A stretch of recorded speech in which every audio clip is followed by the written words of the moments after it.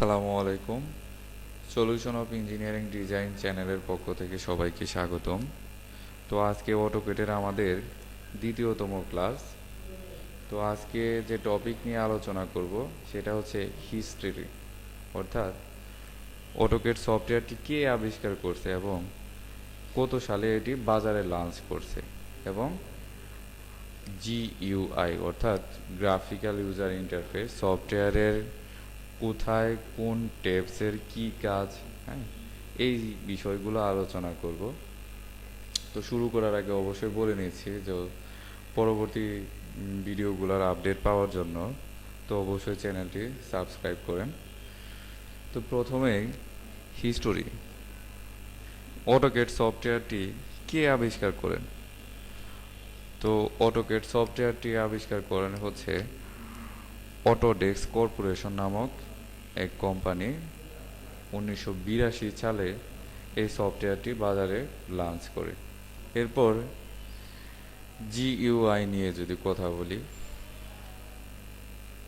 ইউআইতে হচ্ছে ইন্টারফেস, অর্থাৎ আপনি দেখতে কেমন, আমি দেখতে কেমন, এটা হচ্ছে আপনার আমার ইন্টারফেস। কিন্তু এখানে উল্লেখ করা হয়েছে জিইউআই অর্থাৎ গ্রাফিক্যাল ইউজার ইন্টারফেস। তো গ্রাফিক্স অটোক্যাড সফটওয়্যারটি ওপেন করলে যা দেখতে পারতেছি এটা হচ্ছে গ্রাফিক্সের মাধ্যমে আমরা সবই দেখতে পারতেছি। তো অটোক্যাড সফটওয়্যারটি ওপেন করার পর এই ইন্টারফেসটা দেখতে পারবেন।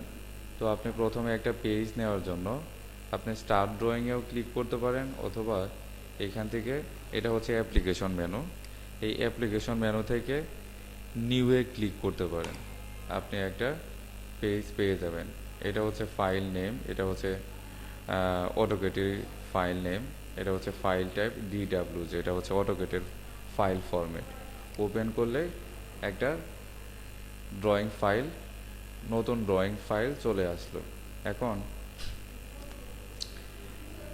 এই প্রত্যেকটা এগুলা হচ্ছে এক একটা ট্যাব, যেরকম হোম ট্যাবের এখানে যত যা কিছু দেখতে পাচ্ছেন এগুলো হচ্ছে রিবন, হোম ট্যাবের রিবন, ইনসার্ট ট্যাবের এগুলো হচ্ছে রিবন, অ্যানোটেড ট্যাব এগুলো হচ্ছে রিবন, প্যারামেট্রিক এগুলো হচ্ছে রিবন, ভিউ ট্যাবের এগুলো হচ্ছে রিবন।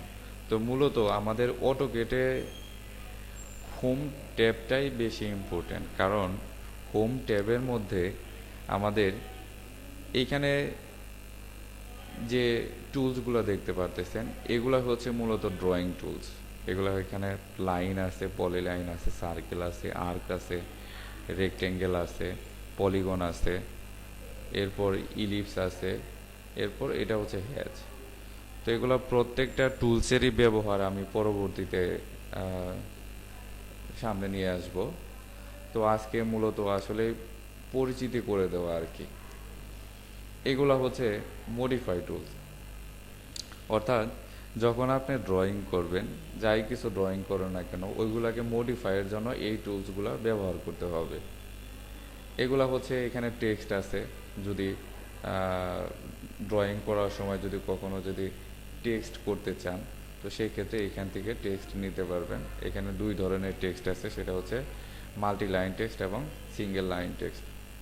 বড় পরিসরের টেক্সটের জন্য আমরা মাল্টি লাইন টেক্সট ইউজ করি, এবং শর্ট ফর্ম টেক্সটের জন্য আমরা সিঙ্গেল লাইন টেক্সট ইউজ করি। এগুলো আমি প্রত্যেকটা টেক্সটই আমি দেখাবো পরবর্তীতে। এগুলো হচ্ছে dimension, these are the important topic of AutoCAD. তো ডাইমেনশনের ব্যাপারটা হচ্ছে এখান থেকে আপনি মেজারমেন্ট দিতে পারবেন, সমস্ত ডাইমেনশন এখানে আছে, এগুলার নিয়ে আমি পরবর্তীতে আসব। এইখানে হচ্ছে লেয়ার ম্যানেজমেন্ট, লেয়ার বলতে আমরা স্তর বুঝি আর কি। তো ড্রয়িংয়ের সময় এক এক প্রতিটা স্তর ভাগ করে আমরা এরপর ড্রয়িং করব, অর্থাৎ লেয়ার ক্রিয়েট করব এখানে।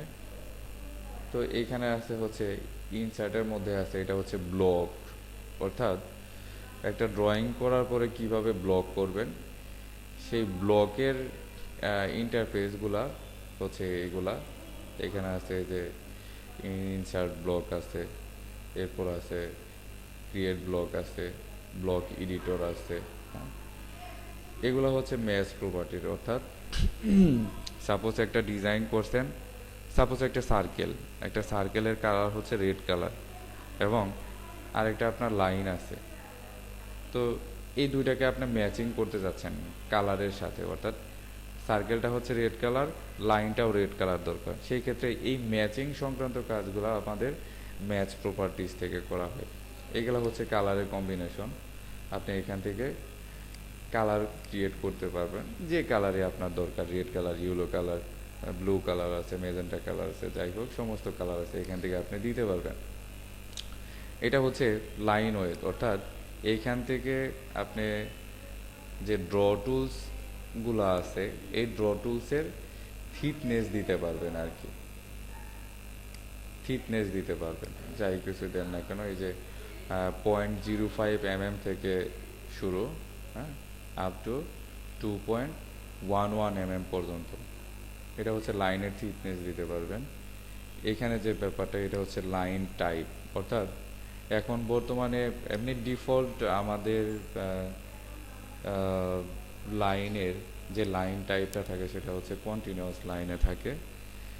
তো এইখান থেকে আপনার যদি অন্য কোনো লাইনের দরকার হয়, যেরকম ডট লাইন দরকার হয়, জিগজ্যাগ লাইন দরকার হয়, হিডেন লাইন দরকার হয়, সেন্টার লাইন দরকার হয়, তো এইখান থেকে আপনারা লাইনটি নিতে পারবেন। যেরকম আদার্সে গেলে এরপর লুডে চলে যাবেন, লুডে যাওয়ার পর এই যে এখানে সমস্ত লাইনগুলো চলে আসছে। এই যে জিগজ্যাগ লাইন আছে, ট্র্যাক্স লাইন আছে, phantom 2x, phantom 5x, hidden line আছে, হিডেন 5x আছে, তো ডট লাইন আছে।